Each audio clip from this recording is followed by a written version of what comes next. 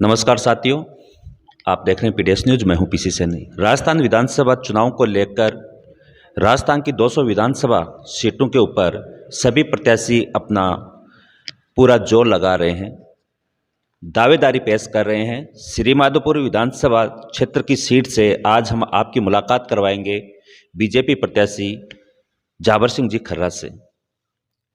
इनसे ही श्रीमाधोपुर विधानसभा सीट को लेकर हम चर्चा करेंगे और उनकी क्या प्लानिंग है, आने वाले चुनाव को लेकर उनकी क्या तैयारियां हैं, जनता के लिए क्या संदेश है, उनकी नीतियां क्या हैं और श्रीमाधोपुर विधानसभा क्षेत्र आने वाले समय में कैसा रहेगा, वो तमाम बातें हम उन्हीं से जानेंगे। खरा जी, स्वागत है आपका हमारे चैनल पर। धन्यवाद। अब तक का आपका जो चुनावी प्रचार चल रहा है उसमें आपकी स्थिति कहाँ पर है? श्रीमाधोपुर विधानसभा क्षेत्र का आम मतदाता पिछले 5 साल से भय और आतंक के साए में जी रहा था। उसके साथ अन्याय और अपराध चरम पर था। विकास कार्यों में राजनीतिक आधार पर भेदभाव और भ्रष्टाचार भी चरम पर था। सब त्रस्त थे और जब से भारतीय जनता पार्टी ने मुझे उम्मीदवार घोषित किया है, उससे पहले भी मैं जनता से सतत संपर्क में था। अब भी मेरा सतत संपर्क है और आमजन का जो स्नेह, प्यार और समर्थन मिल रहा है, निश्चित रूप से श्रीमाधोपुर विधानसभा क्षेत्र भारी बदलाव की ओर संकेत कर रहा है। सर, आपकी चुनावी जो सभाएं हैं उनमें भी काफ़ी क्राउड मिल रही है, लोग आपसे जुड़ रहे हैं। बहुत से लोग ऐसे हैं जो दूसरे दलों में थे, वो भी आपके पास जुड़कर आ रहे हैं। उन सबकी भावनाओं को आप किस रूप में देख रहे हैं? देखिए, मेरा श्रीमाधोपुर विधानसभा क्षेत्र के आम मतदाता से एक ही मैं निवेदन करता हूं कि आप सबका सहयोग, समर्थन और मतरूपी आशीर्वाद मिलेगा और 25 नवंबर 2023 को आप भारी तादाद में भारतीय जनता पार्टी के पक्ष में मतदान करेंगे। उसका परिणाम 3 दिसंबर 2023 को आएगा। तो हम 4 दिसंबर 2023 से श्रीमाधोपुर विधानसभा क्षेत्र को भय और आतंक के साए से मुक्त करवाकर अन्याय और अपराध मुक्त विधानसभा क्षेत्र के रूप में पूरे प्रदेश में पहचान बनाने में कामयाब होंगे। अपराधी 3 दिसंबर की रात्रि को या तो श्रीमाधोपुर विधानसभा छोड़कर कहीं पलायन कर जाएंगे या चुपचाप अपने बिल में घुस जाएंगे।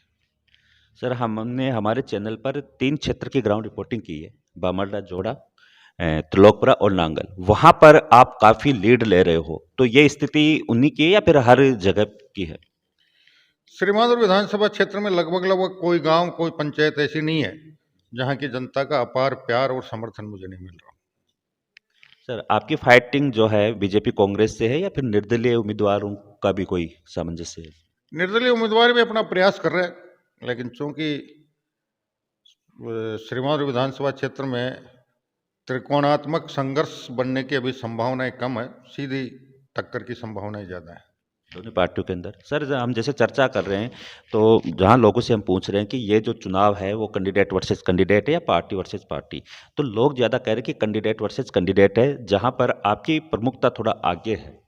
इसके ऊपर आपका क्या मत है? देखिए, ये चुनाव खैर उम्मीदवार के मामले में तो लोगों के अपनी अपनी राय है ही, लेकिन राजनीतिक दल की विचारधारा का भी इस पर प्रभाव है।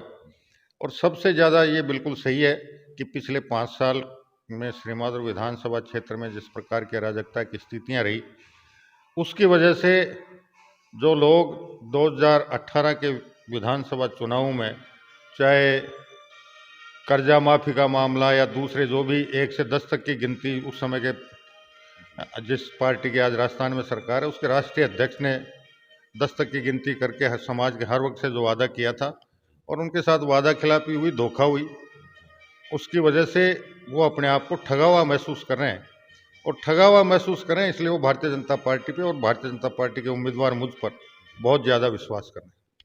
श्रीमाधोपुर की जनता आपको लेकर कितने के आश्वस्त रहे? देखो, श्रीमाधोपुर विधानसभा क्षेत्र की जनता से मैं सिर्फ 2 वादे कर रहा हूँ। एक, श्रीमाधोपुर विधानसभा क्षेत्र 4 दिसंबर 2023 से इस भय और आतंक के साए से बाहर निकलकर अपराध और अन्याय मुक्त होकर सबसे अधिक अमन चैन और शांत वातावरण वाला विधानसभा क्षेत्र बनाना और उसके बाद बिना किसी भेदभाव के और बिना किसी भ्रष्टाचार के श्रीमाधोपुर विधानसभा क्षेत्र में सर्वाधिक विकास कार्य करवाना और पेयजल जैसी जो हमारी समस्या उसके स्थायी समाधान के लिए कुंभाराम लिफ्ट पेयजल परियोजना के द्वितीय चरण के लिए मैं 2014 से 2018 तक भी संघर्षरत था और इसीलिए 2017 में कुंभाराम लिफ्ट पेयजल परियोजना के द्वितीय चरण के विस्तृत परियोजना रिपोर्ट और सर्वे के लिए लगभग 4.25 करोड़ रुपए की वित्तीय स्वीकृति जारी करवाने में सफल हुआ था। 2018 में काम शुरू हुआ था, लेकिन इस सरकार के आने के बाद वो काम द्वेषतावश मान लो, चाहे यहाँ के जनप्रतिनिधियों की लापरवाही के मान लो, चाहे सरकार की उदासीनता के मान लो, ठप पड़ गया था। पिछले दिनों कुछ चर्चा चली थी, लेकिन मैं उम्मीद करता हूँ कि नई सरकार बनते ही हम आने वाले 2 वर्षों में इस परियोजना को अंतिम चरण तक पहुंचाकर यहाँ की पेयजल समस्या के स्थायी समाधान को करने में सफलता प्राप्त कर लेंगे। सर, चैनल के माध्यम से श्रीमतपुर की जनता के लिए आपका कोई संदेश? मेरा एक ही संदेश है कि घबराने की आवश्यकता है नहीं है। निर्भीक होकर भारतीय जनता पार्टी के पक्ष में मतदान करें, ताकि इस अराजकता और भय और आतंक के माहौल को हम समाप्त करने में आप आम जन के सहयोग से सफलता प्राप्त कर सकें और यहाँ अमन चैन का वातावरण बनाकर बिना भेदभाव और बिना भ्रष्टाचार के विकास कार्यों को गति देकर यहाँ की हर समस्या का समाधान करने में सफलता प्राप्त कर सकें। शुक्रिया सर, आपने हमें समय दिया। तो आपने सुना बीजेपी प्रत्याशी जाबर सिंह जी खर्रा को, जो श्रीमतपुर विधानसभा सीट से चुनाव लड़ रहे हैं। उनकी रणनीति आपने सुनी, उनके आने वाले जो श्रीमतपुर के लिए जो सपने हैं वो हमने आपको बताया है।